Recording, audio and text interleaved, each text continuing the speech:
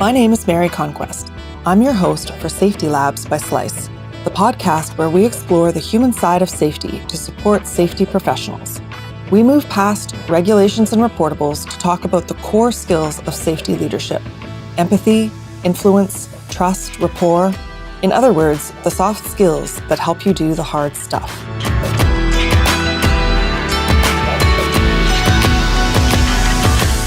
Hi there, welcome to Safety Labs by Slice.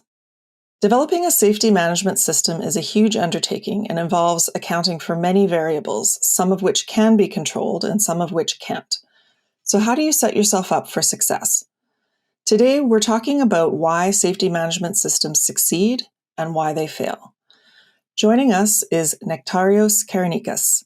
Dr. Karanikas is an associate professor at the School of Public Health and Social Work at Queensland University of Technology. Prior to his academic career, he reached the rank of lieutenant colonel through an 18-year career in the Hellenic Air Force. While in the HAF, Nektarios designed and delivered safety and human factors courses and promoted mature safety culture and strategies for proactive, predictive, and reactive safety management. He holds a Master's of Science in Human Factors and Safety Assessment in Aeronautics, and his doctorate research focused on the transformation of a safety program of a complex organization into an operational safety management system. Dr. Karanikas joins us from Brisbane. Welcome. Hello, nice to meet you again. So I'd like to start by asking you to define what constitutes an occupational health and safety management system. Yes, that's a great question, because the way we define things will drive what we will do with our systems. While I was writing the most recent chapter for the body of knowledge here in Australia, the Australian Institute of Health and Safety, I started reading literature once more to see if we have any updated definitions and what different authoritative books talk about, even the new standard, the 45001. So the impression I got when we talk about those systems is that we present them as tools.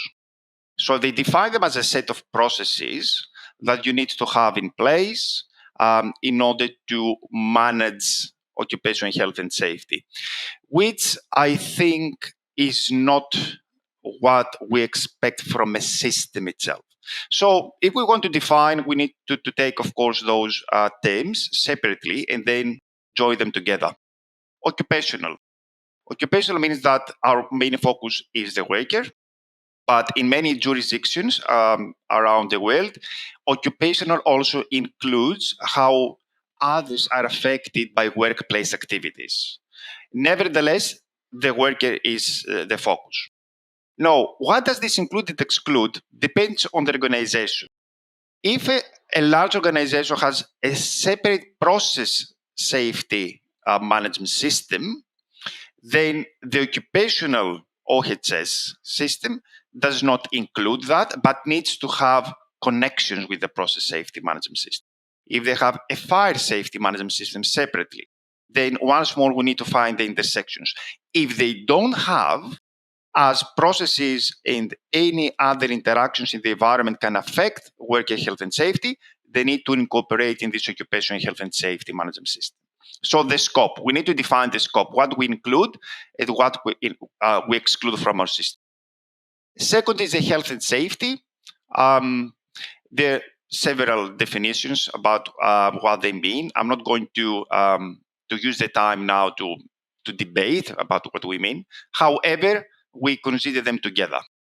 Health and safety go hand in hand, go in tandem, because health can affect problems in health, can cause problems in safety, and vice versa.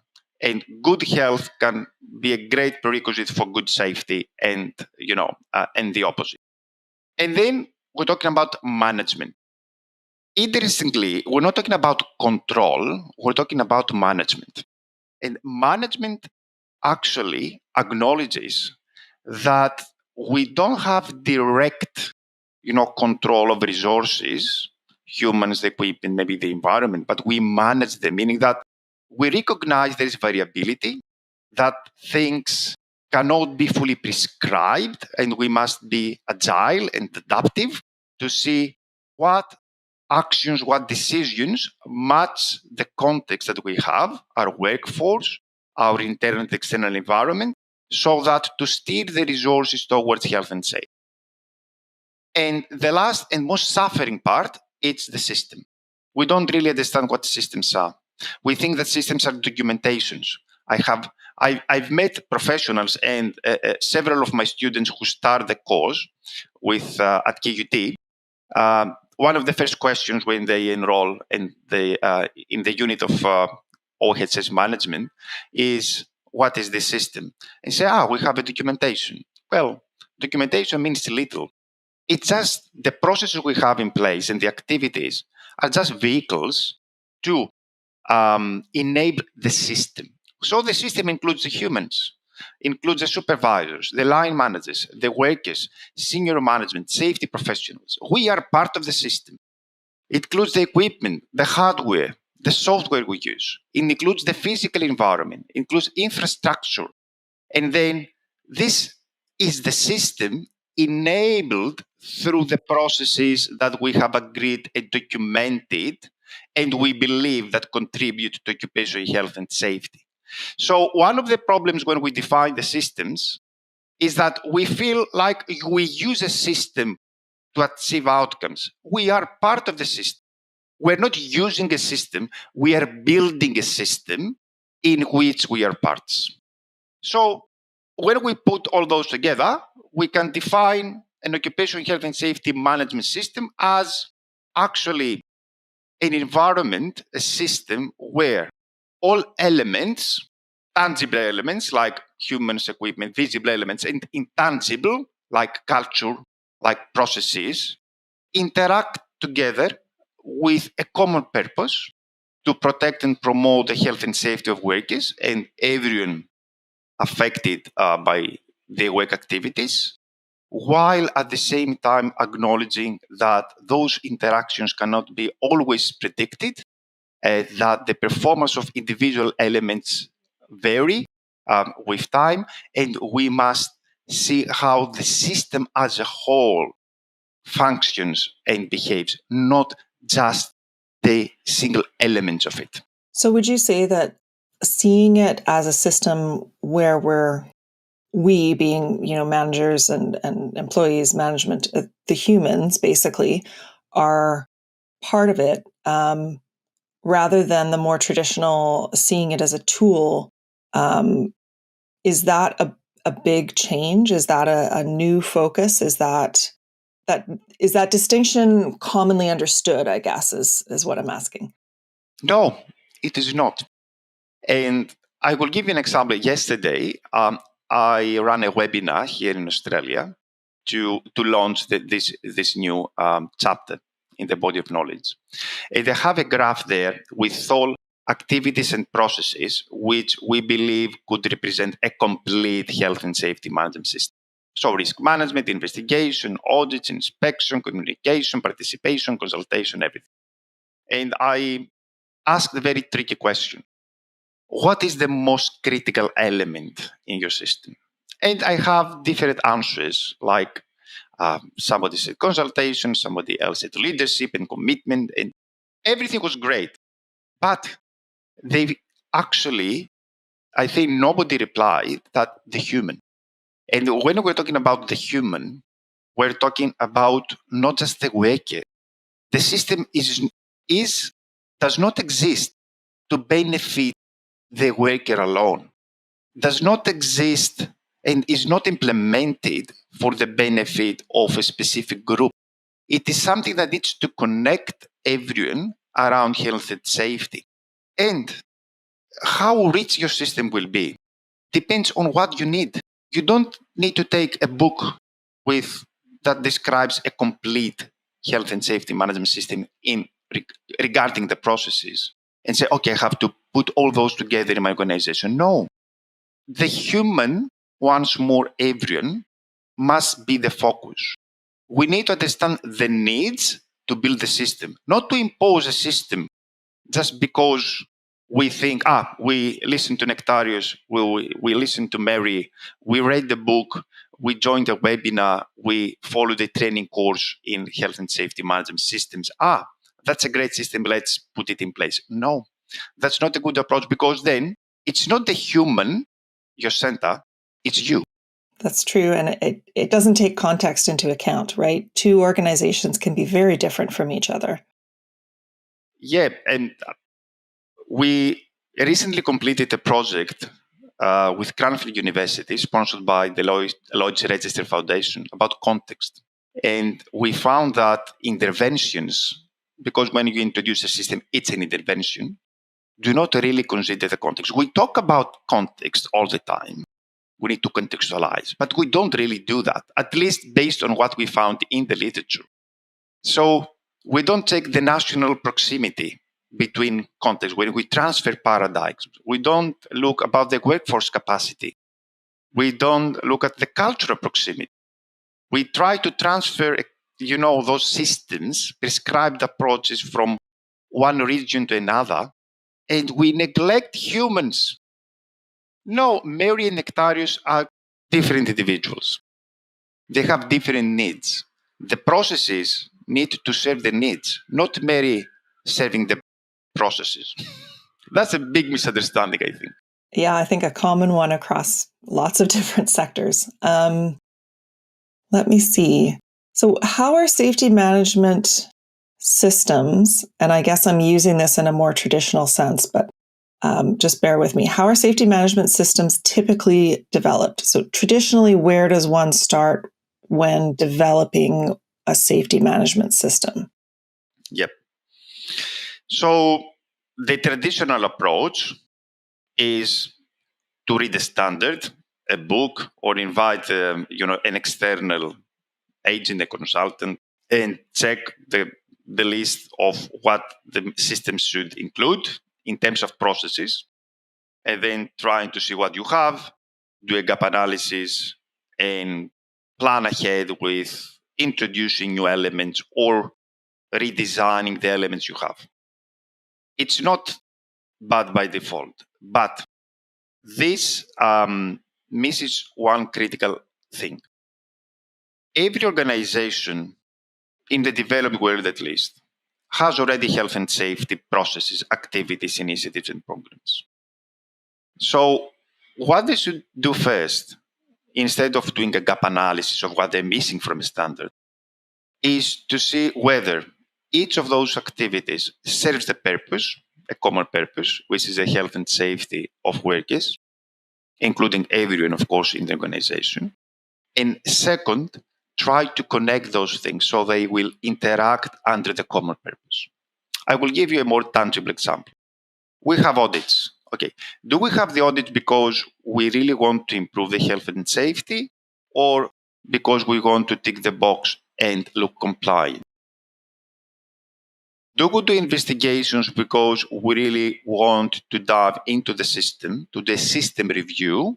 To check what's happening, not locally, but broadly, or because we want to absolve ourselves from accountabilities and point the finger to the ones who were closer to this event. And so we have different processes, but it's not always the case they have the common purpose. We must be honest with ourselves, first of all, before contemplating, designing, or introducing a system. Whatever we have needs to be directed to this health and safety.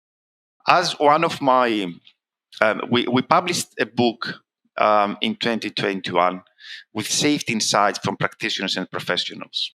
A nice collection of 17, I would say, confessions about health and safety. And yeah, it's not an academic book. So one of the authors said, when things become a bit confusing, when we have debates and discussions and we cannot reach a decision, there's only one question we should answer all together.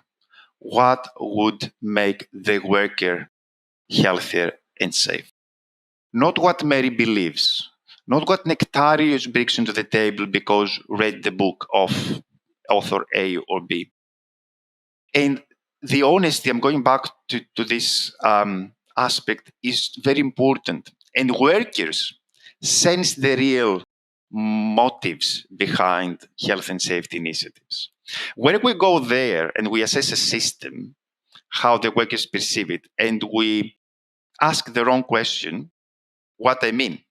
If I designed my risk assessment process just to confirm my biases, so I make those yellow and green and red, areas to fit my expectations. So I am already predisposed, and I don't really have this process as a means to engage people and listen to others and see what the common ground is. The workers understand that. When you go there to evaluate it, you ask them whether it's effective. Well, you better ask, I made it for this purpose. Do you think it's working fine for me? Because you made it for you. Yeah, you didn't make it for the workers, and they will be very honest. So, yes, just to answer back to your question, see whatever you have, drive it to the common purpose, start connecting those things. Do not add anything from this list of processes and activities.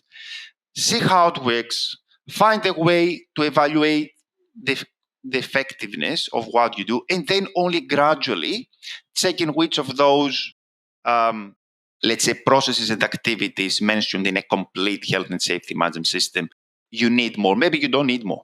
Yeah, it sounds like an excellent simplifying question, right? Because things do get complex as people have discussions and debates about how to approach things. I think that's a really good tactic, is to have that, does this or does this not make the workers or the people, the organization, healthier and safer? So I'd like to talk a little bit about evaluation. You mentioned that. So let's say that I'm a safety professional entering a new organization.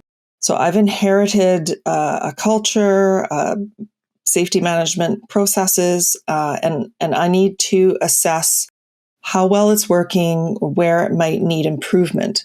So I got a whole string of questions here for you, and I can go back to them. But where should I start? How do I define success or failure? And how do I even know if I'm asking the right questions? Yeah, that's a very nice question. Very hard to answer. Why? Okay, first of all, any evaluation of any system needs to have a structure, meaning that we need to follow an approach from high level down to, detailed levels of systems. Now, there is a disclaimer here.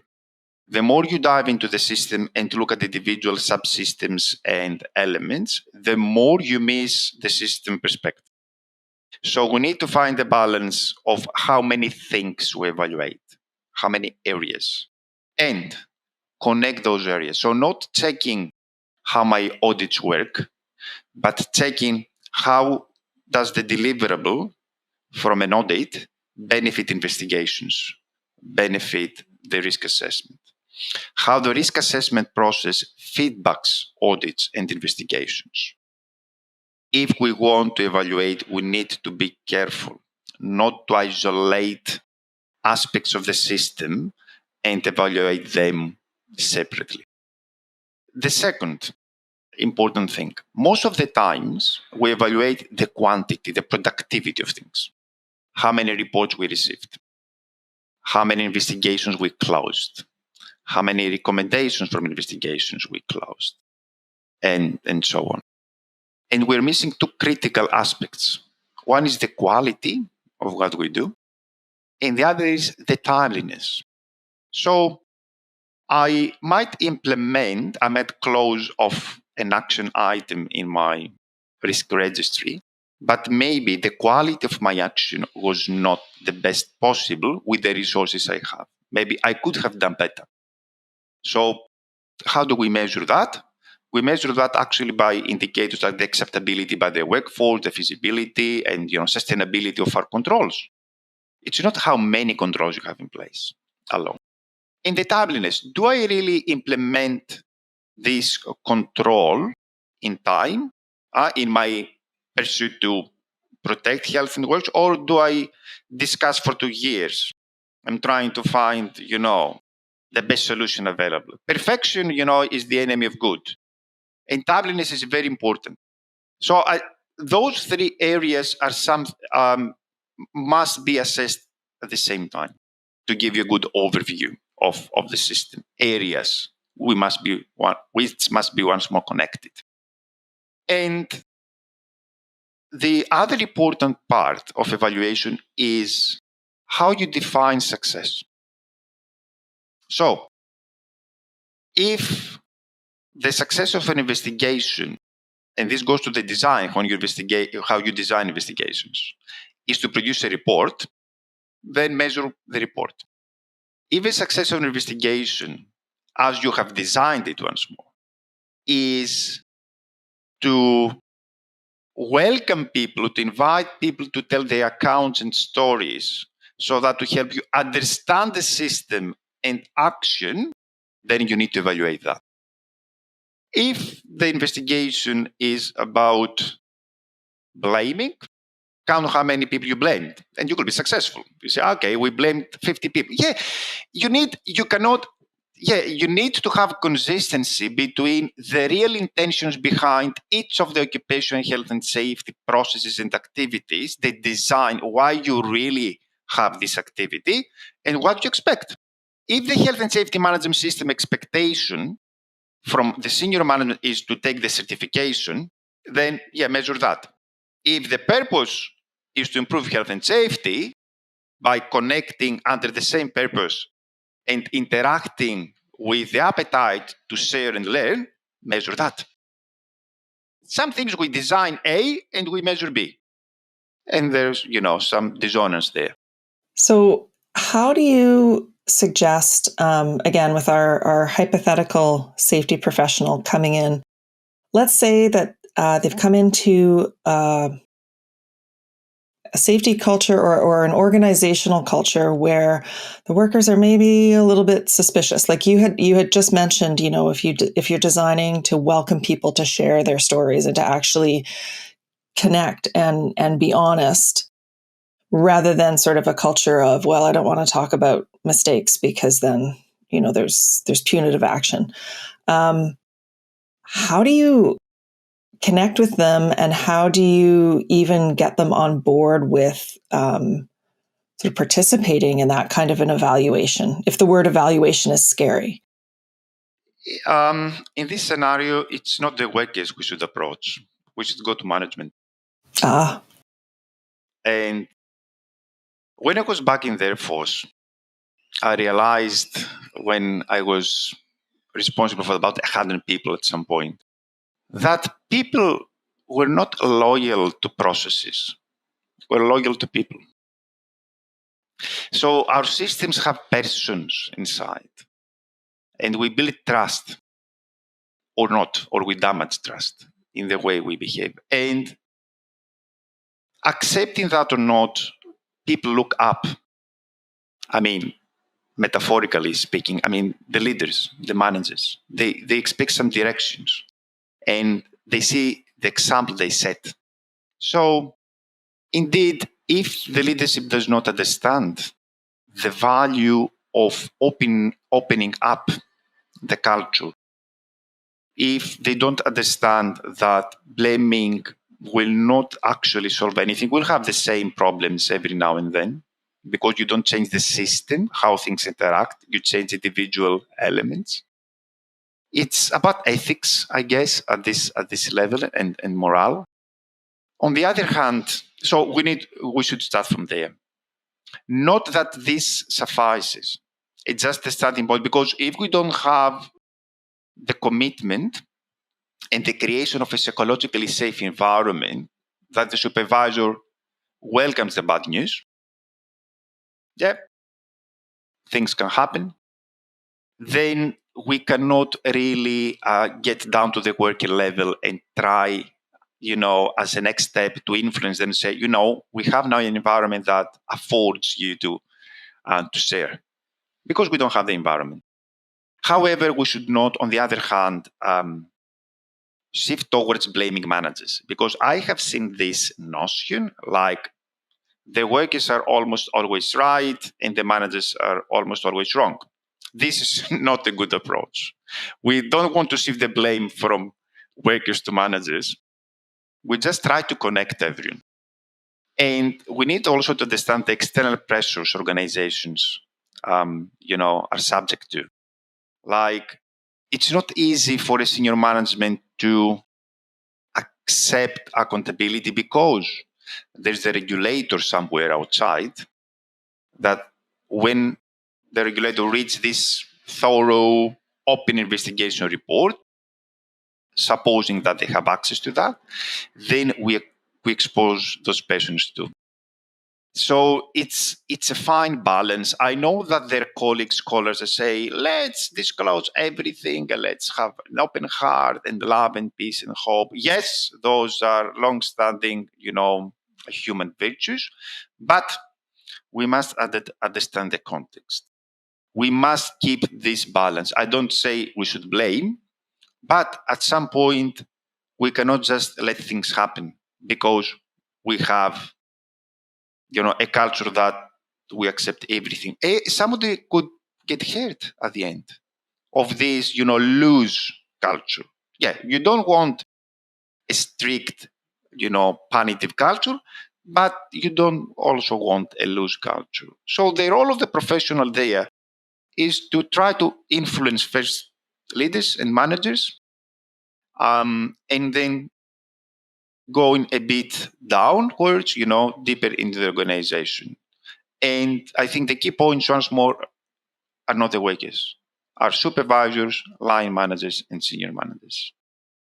What are the elements of an OHS management system that need to be considered, do you think, if you're going to be successful, or if you want the system to work successfully? And we'll assume here that the goal is better health and safety. There is a long list of elements. It's what you need, and you can need it all or not. Nevertheless, I would say you need elements from at least a few elements from each one of the big groups.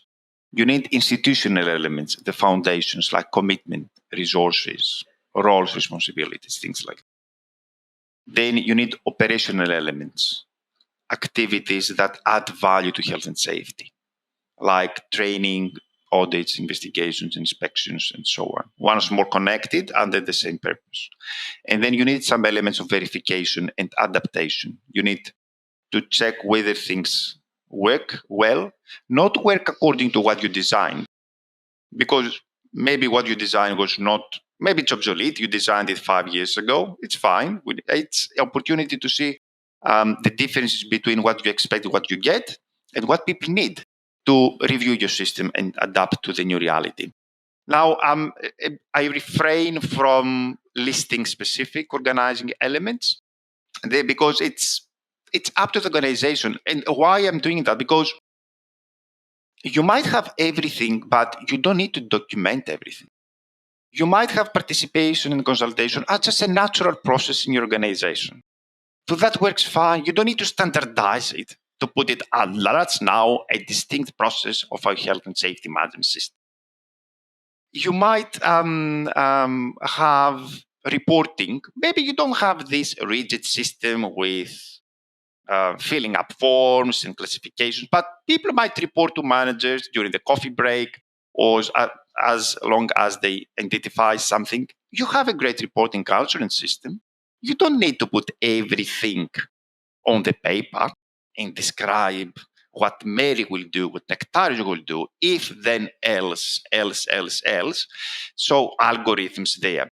So you have the element, it's part of your system, and some things that need a bit more standardization.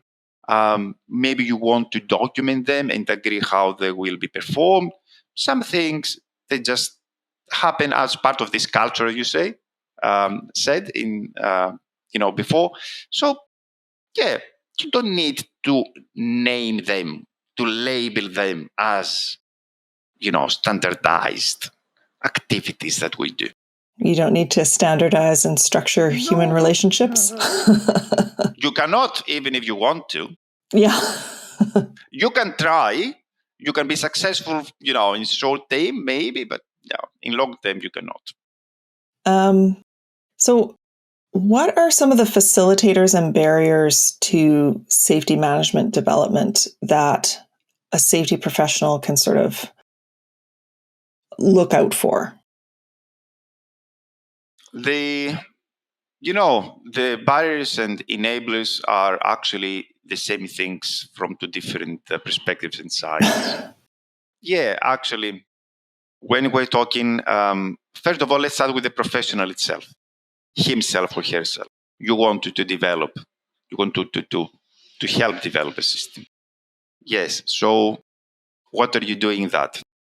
Because you are looking for a promotion, but because you're a friend with Nektarios and he has a great idea, and you want to transfer the idea to organization, or have you really done your sales, your studies, you check things around and then having a nice plan ahead.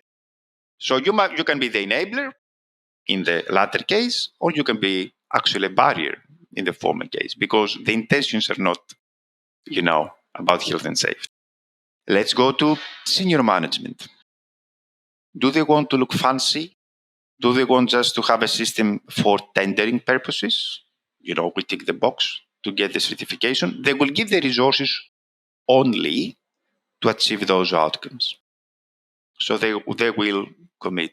I read a nice study that says that about cost-benefit analysis of implementing health and safety management systems. And they say in the first 2-3 years, really the system was adding value to the business, but then actually was consuming capacity from the system because there was no commitment to maintain the system. It was just, health and safety management system, what is that? Okay, let's do it. And you get certified against 45001, and this makes you look good to the industry. Yes, so they started the system, design implementation, but then the system just became, an inactive, dead set of documents. It's important, the management there. And we must be honest with the management, because if the safety professional does not really understand the concept of system and thinks that the more we have, the better, meaning the more resources they need and consume from the capacity of a given pool of resources. I mean, management cannot allocate resources forever or infinite. So they have limited budget and things. And you try to achieve the perfection and the ideal system as you envisage it. And you don't see what you can do with what you have and slowly getting more into the system. If you introduce complexity, because each time you add an element, you become the barrier of the system. If you change a technique or a tool that has been there for quite a time, because the only reason is you are friends with Mary and you like the publications she made or the products she offers, you disturb the system, you add complexity to the system. And what is the real intention behind? So each element in the system, management, safety professionals, supervisors, workers, are at the same time barriers and or enablers.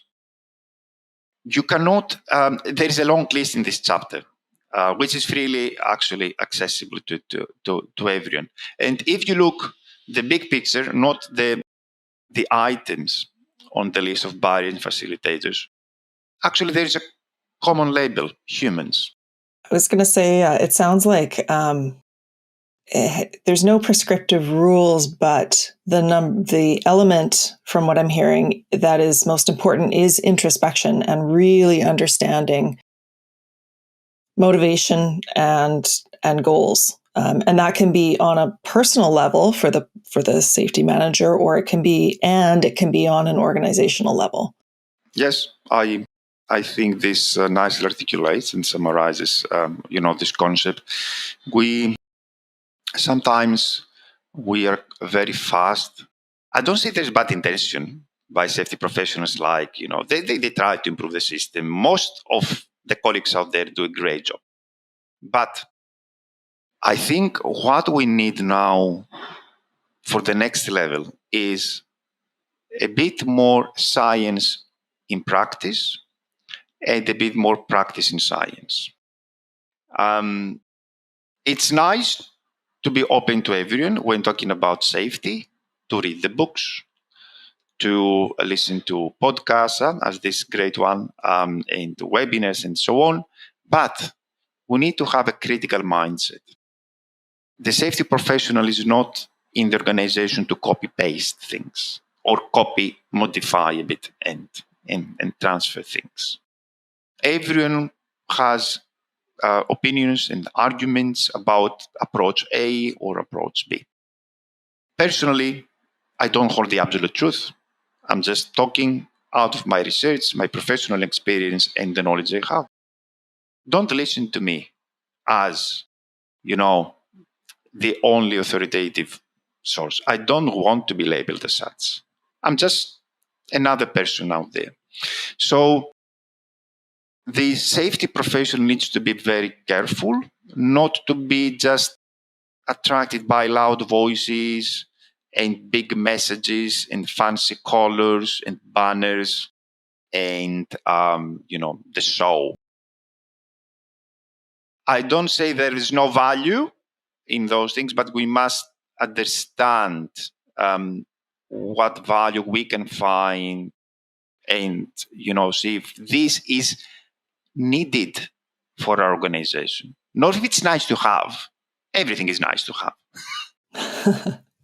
Yeah, well, applying critical thinking to, being open to hearing these messages, but also applying critical thinking, which, as you're speaking, I think really means applying context and understanding, because that's what critical thinking is. But I wanted to talk a little bit. So I noticed that the Queensland University of Technology bills itself as, quote, the university for the real world. And I'm bringing this up because you just talked about bringing practice into science and science into practice.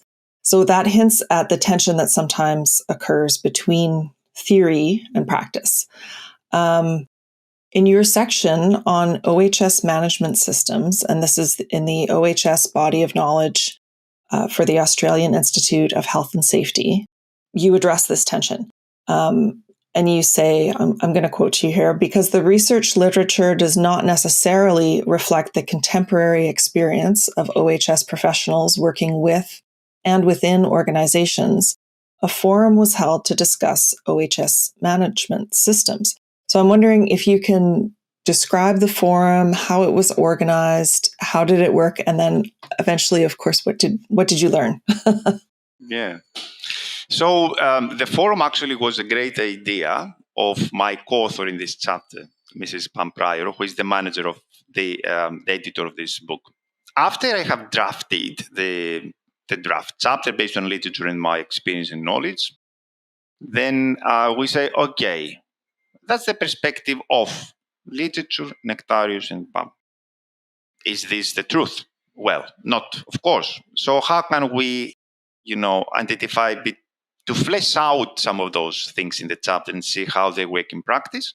So Pam had the courtesy to commit, professionals here in Australia from different organizations, regions, sectors, backgrounds, engineers, managers, psychologists, okay, and come together and discuss this concept, of occupational health and safety management system, and what the traps are, what the challenges, the benefits, the the expectations, and so on. So the most interesting thing that came out from this session was that whether the chapter discusses about evaluation and about tactics and what effectiveness would look like based on literature and management commitment and leadership and good investigations, what we discussed in the beginning of this podcast, they came actually with a great list of strengths and weaknesses, which I think would be very worth considering when we want to check whether the system as a system works, not the individual processes. So they say, if the system makes safety visible in the workplace, it's successful. If facilitates alignment with other business objectives, not having OHS as a separate add-on thing, it's a success. If it assists people to determine priorities and to allocate resources, it's a success. If can mediate the effects of power in politics, in OHS, yes, it's success. And on the other hand, if the process is the focus to maintain your documentation and processes and registries and everything, and not health and safety, then it's a failure. If it's bureaucracy that dominates your system, and this, of course, will waste your time, far from influencing the organization, helping everyone around. If it's inflexible, it's a problem, it's a weakness. If it's not owned by everyone and it's the safety and health department's baby, then you have failed. So it was really amazing, not surprising, but reminding myself of those system level indicators of failure or success. Nobody from the panel, from the forum, discussed specifically about the elements, the organizing elements of the system. They had such great understanding of the system's perspective and this balance between standardizing, we need a systematic way, an agreed way to do things, and the system's thinking to acknowledge the variability, that we cannot predict everything, that the systems actually are not deterministic, and we must adapt. That sounds really, really interesting. So I think I've already asked you what you think the most important element of a successful safety management system is. I'm going to flip that and ask you, what is the number one fastest way to fail in developing or trying to improve a safety management system? The fastest path.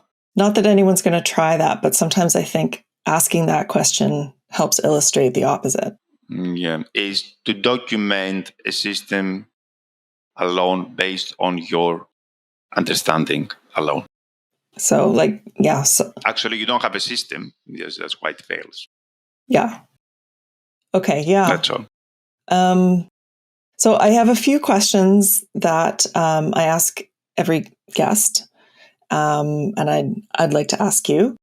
So, if you were to develop and now I know that you have developed safety training programs, but if you were to develop your own safety management training curriculum that was focused only on core skills, soft skills, human relationship skills, where would you start? What do you think are the most important of this type of skill to develop in tomorrow's safety professionals? I think that maybe biased also because, have studied human factors. We need to start understanding ourselves and how we, as systems consisting of the physical element, our bodies, our cognitive element, our minds, and our emotional elements, how those come together, they can affect each other. So we need first some education and training about decision making, about information processing, about cognitive heuristics, about fatigue, about the limits of human performance, and about emotional intelligence. And when I think we understand that, then we can move to the phase of interactions, how those are shaped not in an isolated environment, how I see Mary, but how the way Mary sees me shapes the reality, my reality, and then seeing how systems work, how networks work, how compromises must be in place, that the world does not revolve around us. This, yeah, so no, it's fine. So gradually understanding how we actually interact with the physical environment. Now, not the climate change, implications in 10, 20 years. Now it's happening now. What others expect, what we can do for them. And then I think we have a great basis to have effective collaborations, productive relationships. We are very much the center of everything, each of us, Mary. And always, I think we need to educate ourselves in answering honestly the question, for whom do you do what you do? For whose benefit? So really understanding motivation. It comes back to the same. Okay, I'm going to switch tacks a little bit here. If you could travel back in time and speak to yourself at the beginning of your career in safety research, and you could only give one piece of advice to young Nektarios, what would it be? Mary, I was very unfortunate and fortunate in the past. So the fortunate thing is that after, I think 10 or 12 years as an engineer, aeronautical engineer, had the opportunity to study for my master's in health in safety assessment and human factors. And this really changed my world perspective. So that was the fortunate part. The unfortunate part is that as an engineering student, I've never had an opportunity from any of my units in the university to speak about humans, to learn about how people think, how people react, how people adapt, how people behave. So when I graduated as an aeronautical engineer, everything was a matter of deduction. You take the system, you break it down, you see what goes wrong, you replace or you repair that, you build it up, and you have a great system, which it's indeed excellent for technical systems, but doesn't work for human socio-technical systems. So this is what I missed many years in my sphere of knowledge and practice. So I apologize to all my colleagues back between,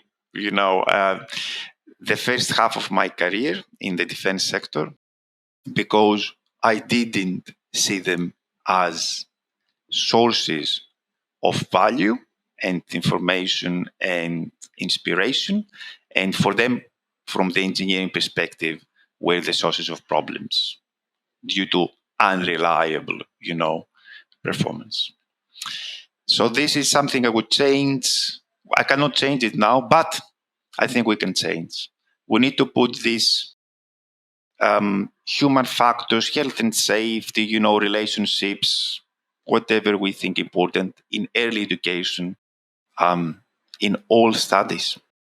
It's interesting that when I ask that question, guests, they come back to that sort of thing. It's never like, oh, I wish I would have read this manual more thoroughly. No one thinks that way. At the same time, I think everyone also wishes that they had the experience and understanding now back then. But that's just, I think that's the human condition that we learn as we go, right? Although it sounds like it would have been helpful to have more opportunities to learn about these things at the start.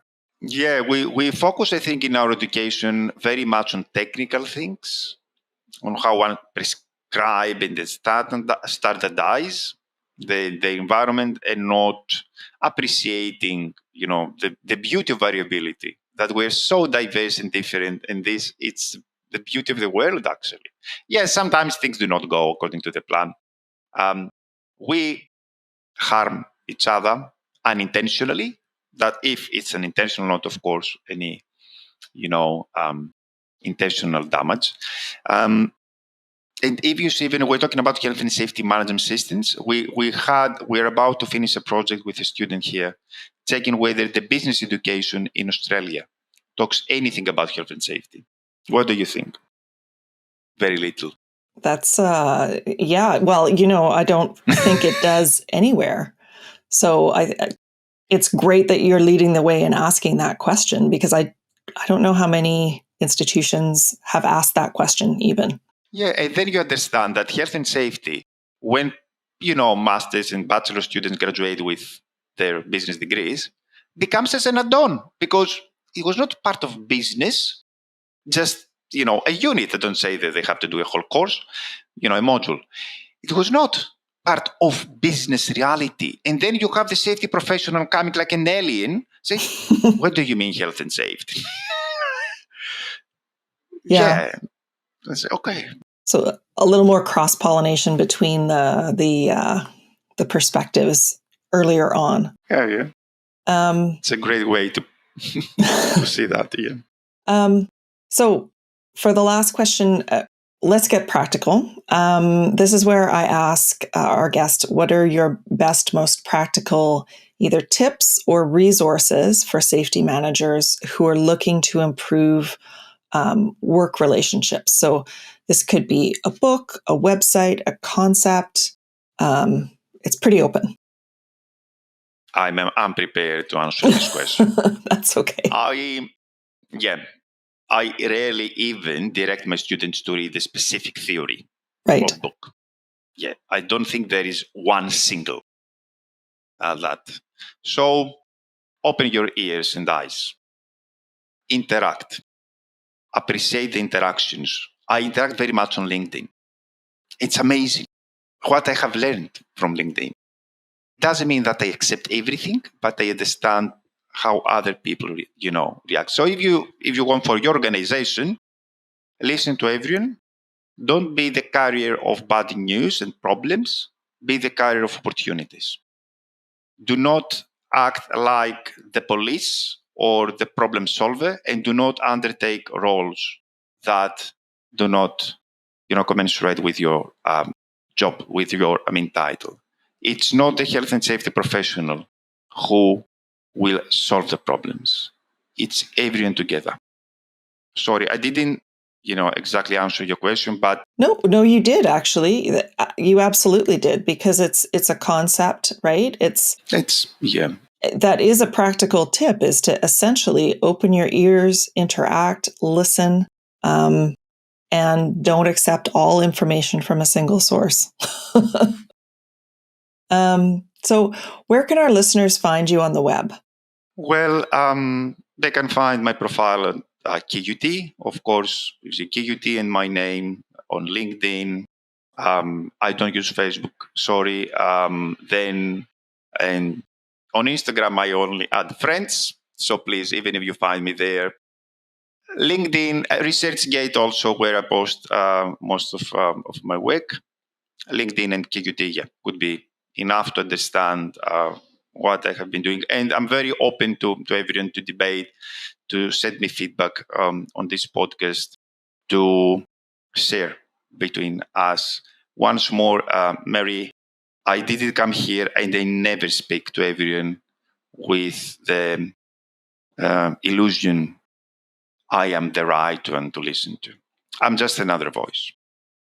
And thanks very much for inviting me to share my voice, my thoughts with you and the audience. Yeah, it's a very valuable voice. So thank you for joining us. And thanks to our listeners for tuning in. And we'll see you next time. See you next time.